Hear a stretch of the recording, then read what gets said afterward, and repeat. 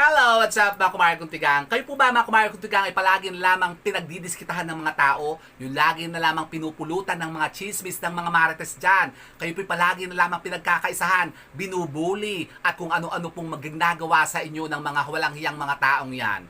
Nako po, alam niyo po ba ha mga kumare kong tigang na meron po tayong magagamit na napaka-powerful na pampaswerte at pangontra laban sa kanila? Ano yan? Kapag kayo po'y nakaatikha nito, ay talaga naman po kayo pagkakaguluhan ng mga tao. Sila'y babait sa inyo, hamak mare kung tigang, at sila po'y aamo sa inyo.